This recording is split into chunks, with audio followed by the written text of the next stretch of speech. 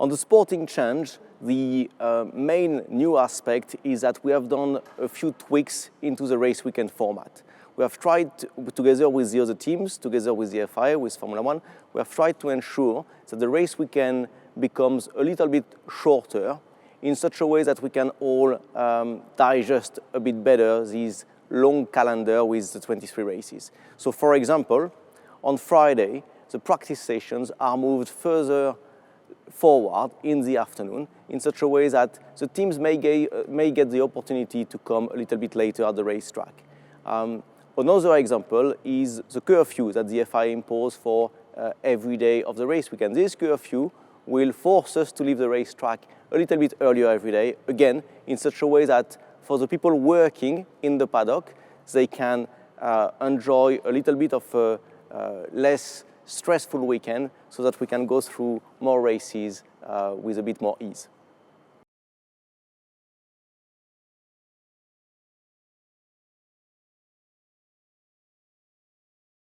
You know, 2021 was very important for us, even though the growth results might not be one that, as a team, as Ferrari, you can be happy with. It was a very important season. First, because we are coming from an extremely difficult 2020 season. We had to turn around that result. The regulations were half frozen, so we knew we had a challenge to prove ourselves at that time.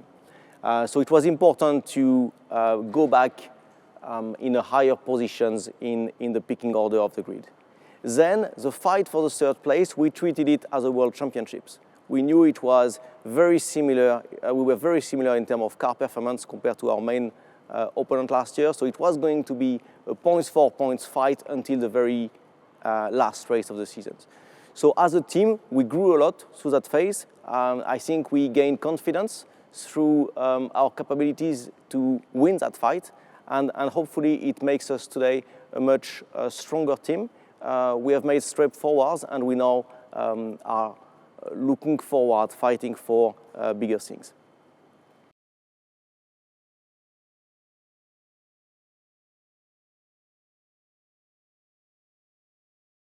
I think Charles and Carlos are actually closer together than what you can see from the outside. It's not only that they get on well together, they respect each other, they enjoy working together, they are very conscious of the role they play into driving the car development together, and therefore at the moment there is not much more we can hope for in terms of integration and the quality of the work they are delivering. Mattia often says it's the best pair of drivers of the paddock, and that's how we feel within Ferrari when we see them working. It doesn't mean that we don't want to go further. We still think that there is some potential to unlock in both of them in terms of everything that their raw talent has to offer, and we are working with them to unlock these talent and to make further steps together.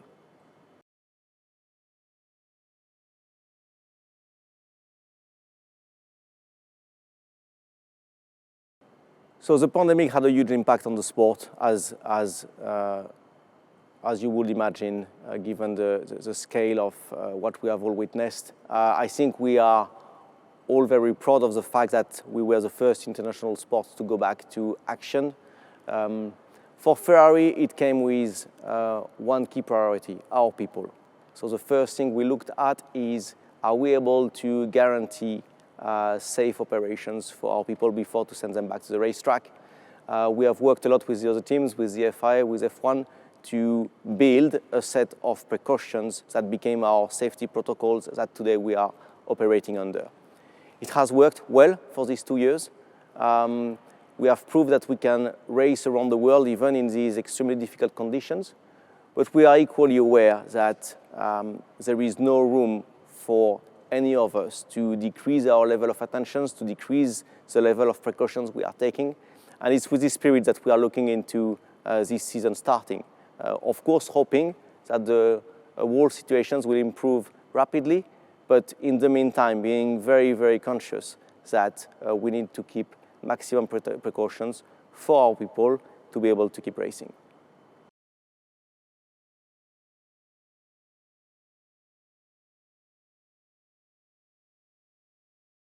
So at first, Ferrari has always put its people in the center of its attention. So it's with this DNA that we are looking at the new season with the 23 races. What can we do for our people?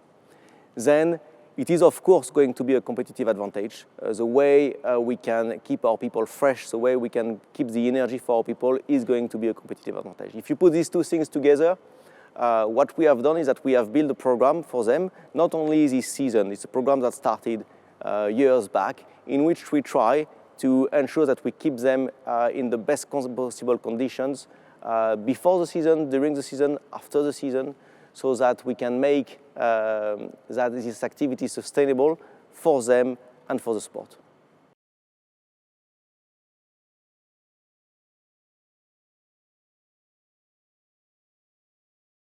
You know, the new tires, the 18-inch tire, is one of the two big pillars of these new regulations. Now you have the aero and you have these 18-inch tires. It's a change we have been working on for the last 2 years very closely with Pirelli. Is it going to impact the way we run the car? Yes, probably. Do we know exactly in which term and how? Not fully. We will have to learn it. It's going to be as well a competitive advantage, and it's going to be probably one of the most important talking point of the seasons. So yes, the impact will be significant, and yes, we expect that a lot of our energy will go into the understanding and on how to go about these tires during the seasons.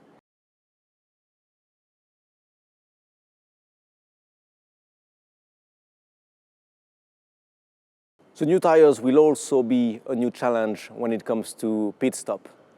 Bigger tires, bigger wheel, 4 kilograms more per tire, the wheel cover on the outside of them. It is a new challenge for the mechanics. We had to train very specifically throughout the winter in order to try to offset for these aspects that are giving us more constraints. But you know how it is in Formula One. We don't like to give away or give back any performance. So we are targeting to be at the same level than we were last year with the 13-inch tires.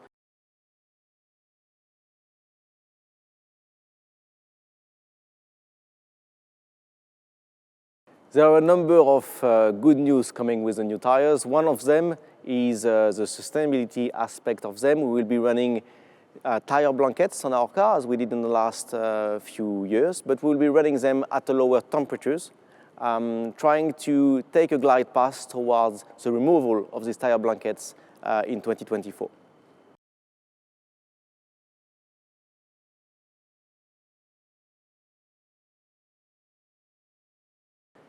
Our approach to these winter tests is going to be very different compared to the other years. The fact that the cars are so new will force us to go into a very long and disciplined process of characterizations of the car dynamics. So we will be mapping our cars, we will be comparing how they perform at the racetrack from an aerodynamic perspective, from a tire perspective, compared to everything we have been simulating, modeling for the last 12 months. So because of that, it's going to be very difficult to have an idea of the relative performance of the teams, certainly for the first test in Barcelona. It will probably be also difficult to get that picture for the second test in Bahrain, but because the first race will only be a few days later, still in Bahrain, I think as we get closer to the end of the second test, team will be forced to start to invest some of the precious testing times in trying to assess the absolute performance of the car and the qualifying and race simulations. But altogether, I think we'll have to wait for the actual race weekends to start to have pictures of how people are competitive with their new car.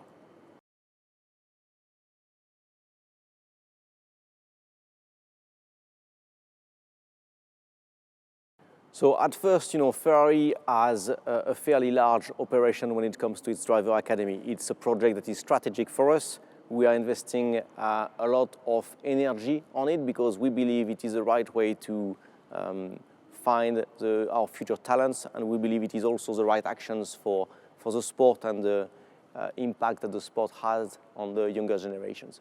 So we welcome the opportunity. Robert Schwartzman is the one that is going to run the two FP1s for Ferrari.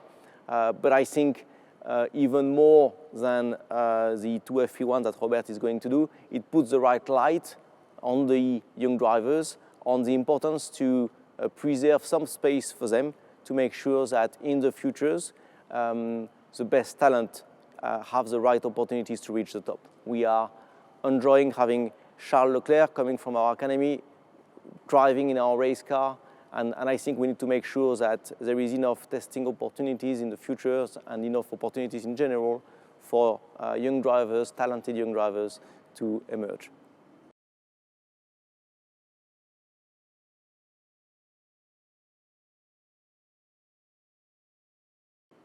Actually, having two reserve drivers was the natural choice for us looking at this season. On one side, we have Antonio. Obviously, he's coming from three very strong seasons with Alfa Romeo. It's a shame he's not on the grid this year, but we could not take the opportunity to have him with us, with his experience, with his skills. So we have built a program that is compatible with his other racing activities.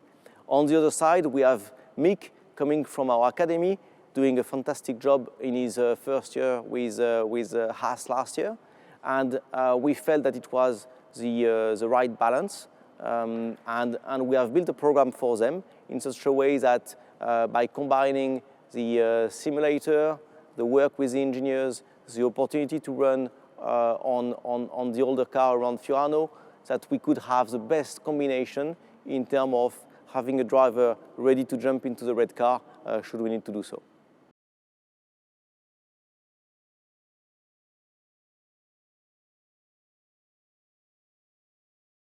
The team has been working very hard. In the winter, he has been working well. We are all very impatient to see the result of that work and to see how the result of that work match what our competitors did. So we are looking at these seasons with a strong desire to compete, with a strong desire to fight for bigger objectives than the one we have been fighting last year. And I think the result of that will be probably the fair reflection of where the team skills and experience are at the moment.